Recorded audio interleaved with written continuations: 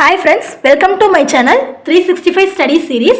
இன்னைக்கு நம்ம பார்க்க போகிற டாபிக் என்னன்னா இந்தியன் பாலிட்டி, அதாவது இந்திய ஆட்சியல்ல ஒரு முக்கியமான டாப்பிக்கான லோக்பால் மற்றும் லோக் ஆயுக்தா அதை பற்றி தான் இன்னைக்கான கிளாஸில் பார்க்க போகிறோம்.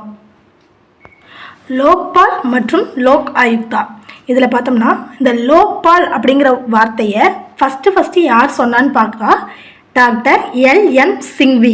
அவர் தான் இந்த லோக்பால் அப்படிங்கிற வார்த்தையை முதல்ல உருவாக்கியிருக்காரு.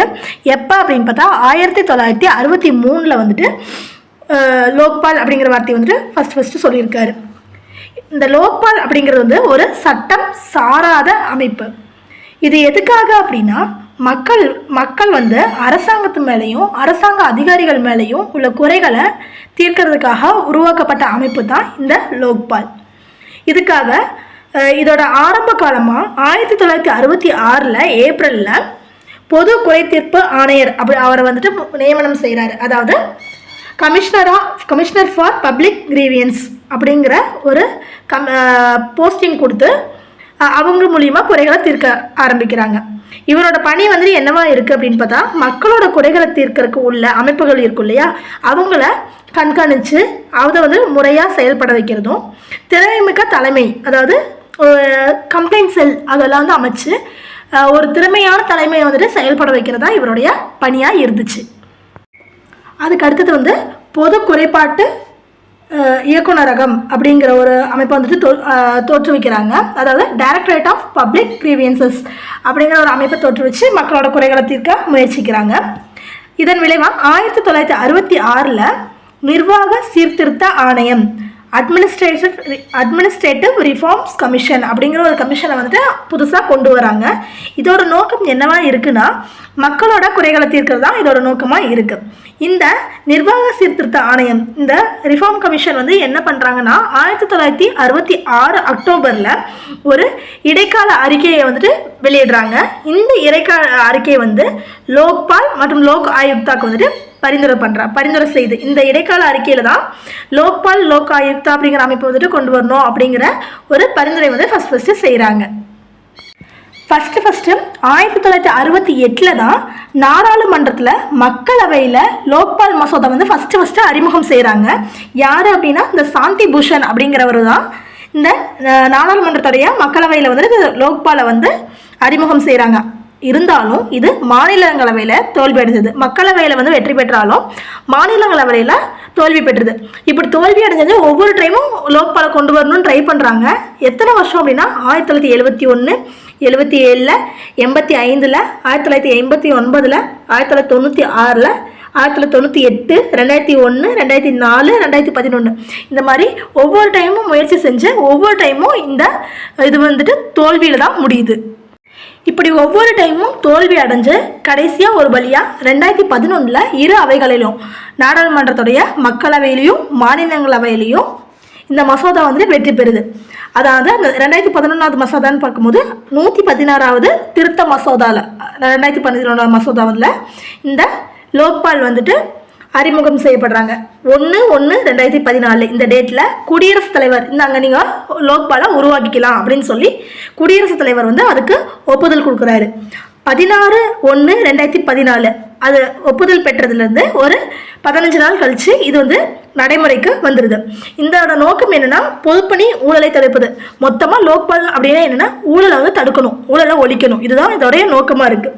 அதுக்கப்புறம் பொதுப்பணியாளர்களை வந்துட்டு ஊழல்லேருந்து விலக்கி இவங்க நேர்மையாக செயல்பட வைக்கணும், இதுதான் இதோடைய நோக்கமாக இருக்குது.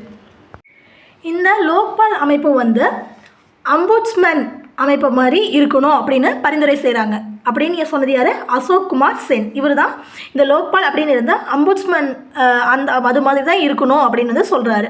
இந்த அம்புட்ஸ்மேன் அப்படிங்கிறதுல இந்த அம்புட் அப்படிங்கிற வார்த்தை வந்து ஸ்வீடன் அப்படிங்கிற அந்த நாட்டோட பதத்தில் இருந்து தான் கொண்டு வராங்க. அந்த அம்புட் அப்படிங்கிற வார்த்தைக்கு என்ன அர்த்தம்னா ஒருவரோட பிரதிநிதி அப்படிங்கிறதான் பொருள். அப்போது அம்புட்ஸ்மேன் அப்படின்னா யார் அப்படின்னா நிர்வாக முறைகேட்டிலேருந்து குடிமக்களை காப்பாற்றும் ஒரு அதிகாரி, அதாவது ஊழலிருந்து மக்களை காப்பாற்றக்கூடிய ஒரு அதிகாரி அப்படிங்கிறது தான் இந்த அம்புட்ஸ்மேன் அப்படிங்கிறதுக்கு அர்த்தம்.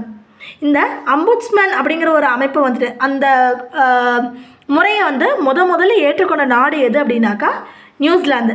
இந்த அம்புட்ஸ்மனை பேஸ் பண்ணி தான் நம்ம நாட்டில் இந்தியாவில் இருக்கக்கூடிய லோக்பால் லோக் ஆயுக்தா அமைப்பு வந்துட்டு இந்த அம்புட்ஸ்மன் பேஸில் தான் நடக்குது.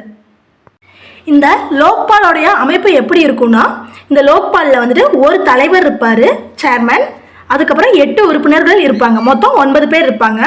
இந்த 8 உறுப்பினர்களில் 50%க்கு மேலே யாருன்னா பட்டியல் இனத்தவர், சிறுபான்மையினர், பெண்கள், SC ST விமன், அவங்களுக்கு அதுக்குள்ள ஒரு இடஒதுக்கீடு இருக்கு.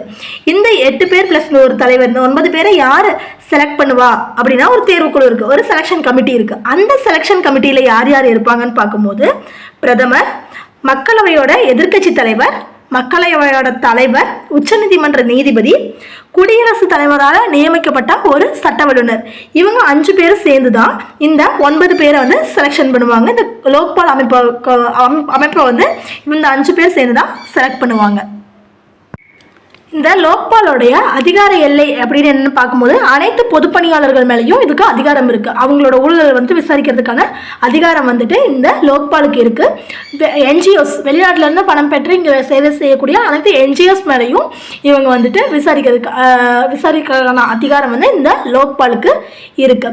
இந்த லோக்பாலை வந்து முன்மாதிரியை கொண்டு, அதாவது மத்திய அரசுல வந்துட்டு லோக்பால் அப்படின்னா அதை முன்மாதிரியாக கொண்டு ஒவ்வொரு மாநிலங்கள்லையும் லோக் ஆயுக்தா வந்து உருவாக்குறாங்க. இந்த அதாவது மத்தியில் வந்துட்டு லோக்பால் உருவாயிருச்சு அப்படின்னா அடுத்த 365 நாட்குள்ள மாநிலங்களில் வந்துட்டு லோக்பாலை வந்து உருவாக்கிடணும் அப்படிங்கிற ஒரு லிமிட் இருக்கு. இந்த லோக்பாலோட பணிகள் என்னென்னு பார்க்கும்போது, இந்திய புலனாய்வு குழு அதாவது CBI இருக்கு இல்லையா, அவங்கள மேற்பார்வையிட்டு அவங்கள கரெக்டான வந்துட்டு நெறிப்படுத்துறது வந்துட்டு இதோட பணி. அதுக்கப்புறம் CBI மத்திய புலனாய்வு குழு இருக்கு, அந்த இயக்குநரை வந்துட்டு நியமிக்கிறதுக்கான பரிந்துரையை வந்து கொடுக்கும். யாருக்கு அப்படின்னாக்கா இந்த CBI இயக்குநரை வந்துட்டு நியமிக்கிறது யார் யார், அந்த கமிட்டி யாருன்னா பிரதமர், மக்களவை, எதிர்க்கட்சி தலைவர், உச்சநீதிமன்ற நீதிபதி, இவங்க 3 பேர் சேர்ந்து தான் இந்த CBI இயக்குனர் டைரக்டரை வந்துட்டு நியமிப்பாங்க. அவங்களுக்கு வந்துட்டு ஒரு பரிந்துரையை வந்துட்டு இந்த லோக்பால் கொடுக்கும். அதுக்கடுத்து CBI அதிகாரிகளை வந்து பணிமாற்றம் செய்யறதுக்கான அதிகாரத்தையும் இந்த லோக்பால் பெற்றிருக்கு. இந்த CBIயும் லோக்பாலும் சேர்ந்து வழக்குரைஞர் குழு அப்படிங்கிறத வந்துட்டு நியமனம் பண்ணலாம். அதாவது பேனல் ஆஃப் அட்வொகேட்ஸ் வந்துட்டு நியமனம் பண்ணலாம். இதுக்கு வந்துட்டு இவங்க அந்த மத்திய அரசாங்கத்தை வந்து சார்ந்திருக்கணும் அப்படிங்கிற அவசியம் கிடையாது.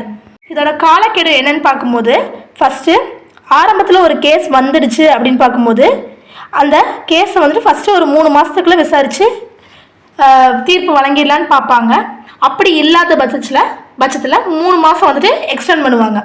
அதுக்கப்புறம் அடுத்த கட்ட விசாரணையை என்ன பண்ணுவாங்கனாக்கா ஒரு 6 மாதத்துக்குள்ளே இந்த பீரியடுக்குள்ளே நம்ம தீர்ப்பு கொடுத்துடணும்னு கொடுப்பாங்க. இல்லை அப்படின்னா இன்னொரு 6 மாதம் வந்துட்டு எக்ஸ்டெண்ட் பண்ணிடுவாங்க. இறுதியாக 1 இயர் அவங்களோட டைம் பீரியடு வந்து 1 இயர். இந்த 1 இயர்க்குள்ளேயே அவங்களால அந்த பிரச்சனையை வந்து முடிக்க முடியல, அந்த கேஸ் வந்து முடிக்க முடியல அப்படிங்கிற பட்சத்தில் சிறப்பு நீதிமன்றம், அந்த கேஸுக்காக ஒரு சிறப்பு நீதிமன்றம் அமைச்சு அது மூலிமா விசாரணை செய்வாங்க. இதுக்கு தண்டனை என்னன்னு பார்க்கும்போது ஊழல் தடுப்பு சட்டம் அதை பேஸ் பண்ணி தான் இதில் வந்து தண்டனைகள்லாம் வந்துட்டு இருக்குது. இதில் வந்து குறைந்தபட்சம் ஊழல் இப்படி பண்ணிட்டாங்க, அவங்க தப்பு வந்து நிரூபணம் பண்ணப்பட்டுருச்சு அப்படின்னா குறைந்தபட்சமாக 3 ஆண்டுகள் கொடுக்குறாங்க. அதிகபட்சமாக 7 ஆண்டுகள்லேருந்து 10 ஆண்டுகள் வரைக்கும் கொடுக்குறாங்க. குற்றம் செய்ய முயற்சி செஞ்சாங்க அப்படின்னு வந்து நிரூபிக்கப்பட்டுச்சு அப்படின்னாக்கா 2 ஆண்டுகள் வந்துட்டு அவங்களுக்கு தண்டனை காலமாக நியமனம் செய்யப்படுது. இதோட குறைபாடு என்னன்னு பார்க்கும்போது இதுக்கு வந்து ஒரு சுய அதிகாரம் வந்துட்டு கிடையாது. இவங்க எதுனாலும் ஒரு பரிந்துரையின் பேரில் இதை பண்ணலாம் பரிந்துரை கொடுப்பாங்களே ஒழிஞ்சு ஒரு சுய அதிகாரம் வந்துட்டு இதுக்கு கிடையாது. அடுத்தது வந்து சந்தேக புகார்களுக்கு வந்துட்டு அனுமதி கிடையாது. ஒரு இது பிரச்சனை அப்படின்னு கன்ஃபார்ம் பண்ணால் மட்டும்தான் அதில் வந்துட்டு இவங்க செயல்படுவாங்களே ஒழிஞ்சு சந்தேகத்தின் பேரில் வரக்கூடிய கேஸுக்கெல்லாம் இவங்ககிட்ட அனுமதி கிடையாது. இவங்க வந்து மத்திய அந்த லோக்பால் இருக்கு இல்லையா, லோக்பால் வந்துட்டு இந்த இன்கம் டேக்ஸ் மாதிரி ரைடு போகிறாங்களா, அந்த மாதிரி வீடுகளுக்கோ ஆஃபீஸ்க்கோ போய் ரைட் பண்ணுற அதிகாரம் லோக்பாலுக்கு கிடையாது. ஆனால் லோக் ஆயுக்தா, மாநிலங்களில் இருக்கக்கூடிய அந்த லோக் ஆயுக்தாக்கு இந்த அதிகாரம் இருக்குது. முதல்ல இந்த லோக் ஆயுக்தாவை மத்தியில் லோக்பால் உருவாக்குனதுக்கு அப்புறம் லோக் ஆயுக்தாவை வந்துட்டு ஏற்றுக்கொண்ட முதல்ல மாநிலம் எதுனா மகாராஷ்டிராவில் தான். 1971 வந்துட்டு இதை ஏற்றுக்கிட்டு உருவாக்குறாங்க. முதல்ல 1971 தான் மகாராஷ்டிராவில் வந்து உருவாக்குறாங்க இந்தியாவில். ஆனால் அதுக்கு முன்னாடியே 1970 ஒடிசாவில் வந்து இந்த சட்டம் இயற்றப்படுது. ஆனால் அவங்க நடைமுறைப்படுத்தலை. 1983 தான் இவங்க நடைமுறைப்படுத்துகிறாங்க. அப்போ சட்டம் வந்துட்டு ஃபஸ்ட்டு வந்து இயக்கப்பட்டது எங்கன்னா ஒடிசாவில். ஆனால் லோக்பாலான ஒரு முழு அமைப்பை ஏற்றுக்கொண்டது வந்துட்டு ஃபஸ்ட்டு மகாராஷ்டிராவில் தான். இன்றளவும் ஜம்மு காஷ்மீர், தெலுங்கானா, புதுச்சேரி இதில் வந்து லோக்பால் அப்படிங்கிற அமைப்பு கிடையாது. மகாராஷ்டிரா இந்த மாதிரி சில மாநிலங்களுக்கெல்லாம் வந்ததுக்கு அப்புறம் தான் ரொம்ப நாட்கள் கழிச்சு தான் நம்ம தமிழ்நாட்டுக்கும் இந்த லோக் ஆயுக்தா வந்திருக்கு. தமிழ்நாட்டில் 2018 தான் இந்த லோக்பால் வந்து குரல் வாக்கெடுப்பு அது மூலியமாக வந்துட்டு கொண்டு வராங்க. ஜூலை 9 இது வந்து அறிமுகம் செய்கிறாங்க. யார் அப்படின்னா டி ஜெயக்குமார் அப்படிங்கிற ஒரு மூலியமாக தான் அவர் ஒரு மினிஸ்டர். அவர் தான் இதை வந்துட்டு கொண்டு வராரு, அறிமுகம் செய்கிறாரு. இந்த தமிழ்நாட்டில் பொறுத்த வரைக்கும் இந்த அமைப்பு எப்படி இருக்குது அப்படின்னா லோக் ஆயுக்தா அமைப்பு வந்துட்டு எப்படி இருக்குது அப்படின்னு பார்க்கும்போது ஒரு தலைவர், 4 உறுப்பினர்கள் இருக்காரு, மொத்தம் 5 பேர். இவங்க வந்துட்டு இந்த ஒரு தலைவர் வந்து யாராக இருப்பார் அப்படின்னு வந்து பார்க்கும்போது கரண்ட் அல்லது எக்ஸ் உயர்நீதிமன்ற நீதிபதி, உயர்நீதிமன்றத்தோட ஹைகோர்ட்டு ஜட்ஜாக இருக்கலாம், அல்லது ஏதாவது நம்ம ஊழல் தடுப்புத்துறை இருக்கு இல்லையா, அதுக்கு கீழே 25 இயர்ஸ் எக்ஸ்பீரியன்ஸ் உள்ள எந்த ஒரு நபராலையும் இதுக்கு தலைவராக வரக்கூடிய உரிமை இருக்குது. இவங்களை நியமனம் பண்ணுறது யார் அப்படின்னு வந்து பார்க்கும்போது இவங்களை நியமனம் பண்ணுறது யாருன்னா ஆளுநர் நியமனம் பண்ணுவார். யாரோட பரிந்துரையின் பேரில் இவங்களை செலக்ட் பண்ணுறது யாருன்னு பார்த்தா முதலமைச்சர், மக்களவையோட தலைவர், மக்களவையோட எதிர்க்கட்சி தலைவர், இவங்க 3 பேர் கொண்ட குழுவை பரிந்துரையின் பேரில் அவங்க செலக்ட் பண்ணுவாங்க. நியமனம் பண்ணுறது யாருன்னா ஆளுநர் தான் நியமனம் பண்ணுவார். லோக்பால் மற்றும் லோக் ஆயுக்தா சட்டப்படி 2003 பிரிவு 63 படி ஒவ்வொரு மாநிலத்திலையும் லோக் ஆயுக்தா அப்படிங்கிற அமைப்பை வந்து நிறுவ வேண்டும் அப்படிங்கிற ஒரு சட்டம் இங்கே இருக்குது. இந்தியாவோட முதல் லோக்பால் தலைவர் வந்து பினாக்கி சந்திர கோஷ். இப்போ கரண்ட்டாக இருக்கிறவர் யாருன்னா அஜய் மாணிக்ராவ் கான்வில்கர். தமிழ்நாட்டோட முதல் லோக் ஆயுக்தா தலைவர் வந்து P Devadas. Thank you friends, thanks for வாட்சிங். இந்த வீடியோ உங்களுக்கு யூஸ்ஃபுல்லாக இருந்துச்சுன்னா லைக் பண்ணுங்கள், ஷேர் பண்ணுங்கள் அண்ட் சப்ஸ்கிரைப் பண்ணுங்கள்.